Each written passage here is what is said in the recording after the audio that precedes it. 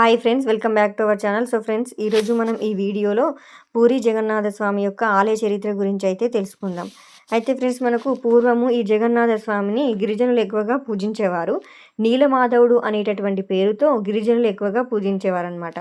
అయితే ఇక్కడ గిరిజనుల రాజైనటువంటి విశ్వవసుడు ఒక రహస్య ప్రదేశానికి వెళ్ళి మనకు సాక్షాత్తు భగవంతుణ్ణి మనకు పూజించేవాడనమాట.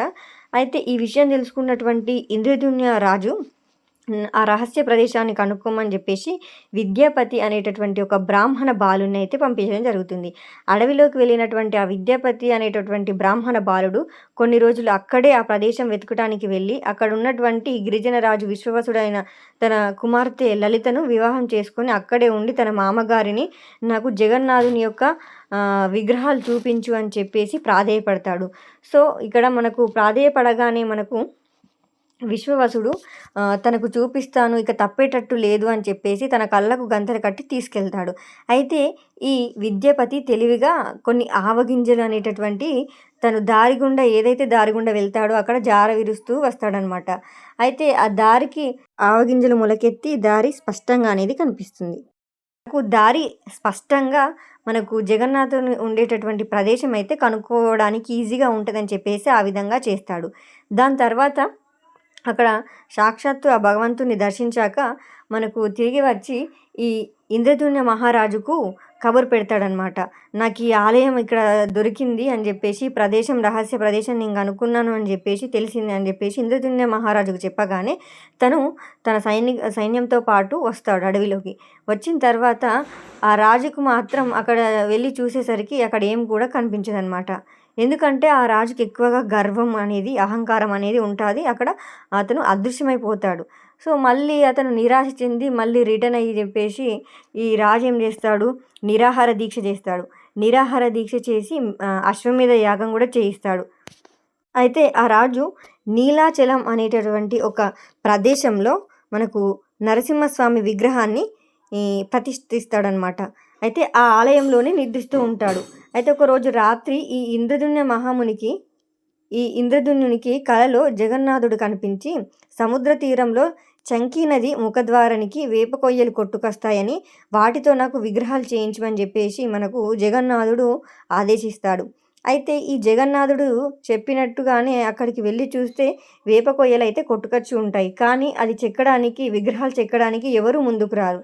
అయితే రాకపోవడంతో సాక్షాత్తు విశ్వకర్మనే ఒక వికలాంగుడి రూపంలో వచ్చి నేను చెక్తాను అని చెప్పి నాకు ఒక రహస్య గదినైతే ఇవ్వండి, ఆ గదిలో నేనైతే చెక్కుతాను.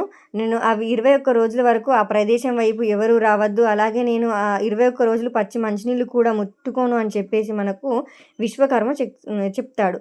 సో చెప్పిన తర్వాత ఇతని ఇంద్రదుమ్నుని భార్య గుండిచాదేవి అని అయితే ఉంటుంది. ఈమెకి కుతూహలంతో ఇంకా ఎలాంటి శబ్దం అయితే రాలేదు, తాను వెళ్ళి చాలా డేస్ అవుతుంది, తను ఏమి కూడా తినలేదు, ఇంకా రాలేదు బయటకి అని చెప్పేసి ఒక ఉత్సాహంతో ఇంకా రాలేడు అని చెప్పేసి ఈ గుండిచాదేవి అలాగే మరియు ఈ ఇంద్రజనుడు ఇద్దరూ కలిసి తొందరపడి తలుపులు తెరవడం అయితే జరుగుతుంది.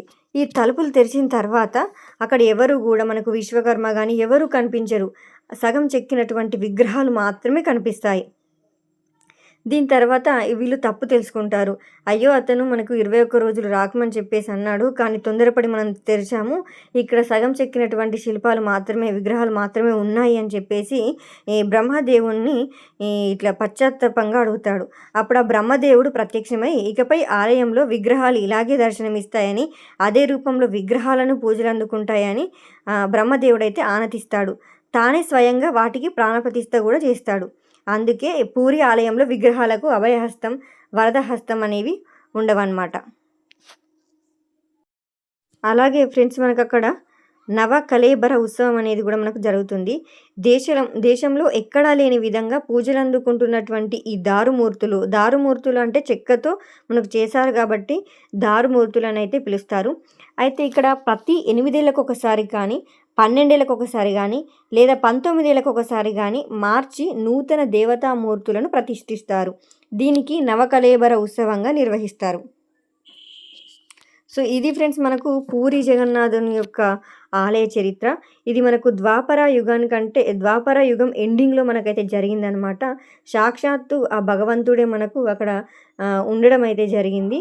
సో, ఇది ఫ్రెండ్స్ మనకు ఇవాళటి వీడియో. ఇంకా మీకు ఎలాంటి వీడియోస్ కావాలి అని చెప్పేసి కింద కామెంట్ అయితే చేయండి. నేను దానిపైన నెక్స్ట్ వీడియో అయితే చేస్తాను. So, thank you friends. Thank you for watching this video. Please do like, share and subscribe.